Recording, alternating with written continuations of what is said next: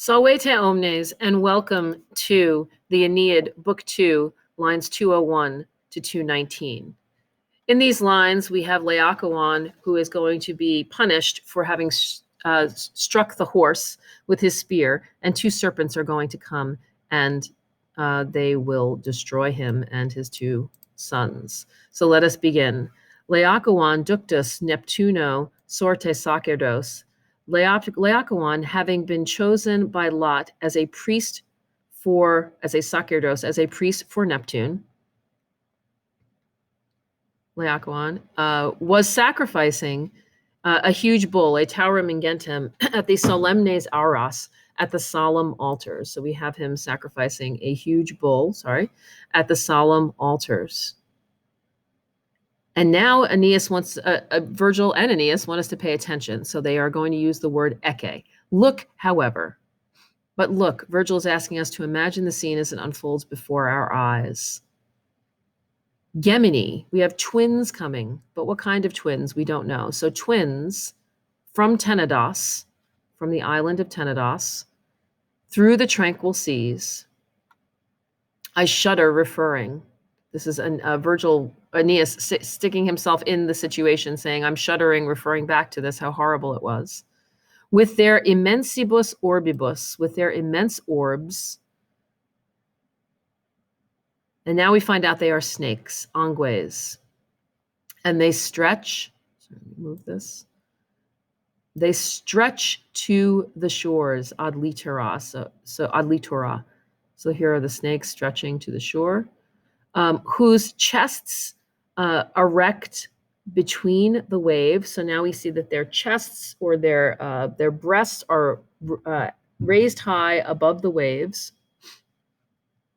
And their ubi sanguinae superant undas, and their bloody crests, sanguinae means bloody, and their bloody crests surmount the waves. So they actually rise up above the waves. So here's the image that you're getting. Part of them, the other part, skims the sea, pars cetera, skims, legit, the pontum, the sea, pone, from behind.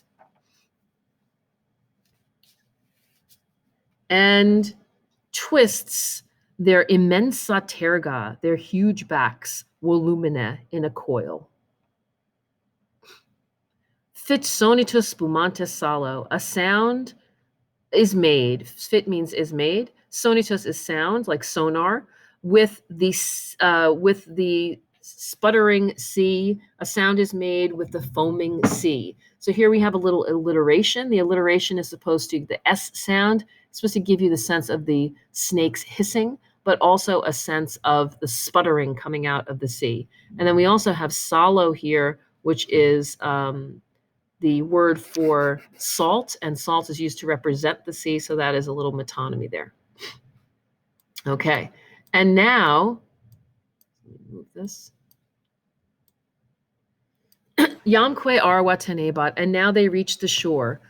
Ardentes que oculos suffecti sanguine et igni, suffused with respect to their burning eyes. So this is an accusative of respect here. Suffused with respect to their burning eyes, with sanguine et igni, with blood and fire. Sibylla lambebant linguis vibrantibus ora. They lick their sibylla ora, their hissing mouths, with linguis vibrantibus, with vibrating tongues. So you get a good imagery here. So we have sibylla and ora agreeing, linguis and vibrantibus agreeing. So they're hissing mouths with vibrating tongues. So we have a little chiasmus here.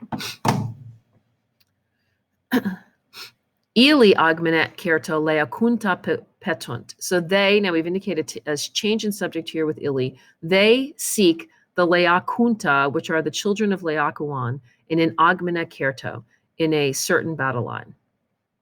Ac primum parva duorum corpora naturam serpens amplexus uterque, implicat et miseros mursu depascitur artus. And first, having embraced the parva corpora, the small bodies of the duorum naturum, of the two children, and each implicat, each entwines them, and depascitur, and feeds on their miseros artus, on their miserable limbs, morsu, with a bite. So we have a little interlocking word order to represent what's going on in the passage. So parva and corpora agree, and duorum and naturum agree. So those words, if you drew arrows, would kind of interlock. And that also represents the intertwining of the snakes that are intertwining here on the Laocoon statue, like you could see here. And then the repetition of the M sound makes you think a little bit of a biting or an eating, like an mm sound. Afterwards, post ipsum auxilio subiontem octala ferentem corripiunt. So afterwards, they seek Laocoon himself, ipsum, this guy, who is bringing help and bringing weapons. So we have a little present active participle here. And they entwine him in spiris ingentibus, with their huge coils. And now, having twice embraced amplexi bis, having twice embraced in his middle, and twice they put their squamea terga, their scaly backs, around his collo, around his neck. And they bind him with it, and they place their they wrap him around the middle. Sorry, did I put that? And they place their scaly bodies around his neck, and they tower over him. They superant. They tower over him with their head and with their tall necks.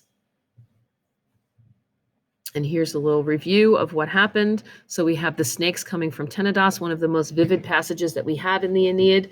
The snakes coming with their bloody manes and their fiery tongues, and they come and they kill Laocoon. So a little foreboding here of bad things that are going to happen if they bring that Trojan horse in. So thank you for listening, and walete.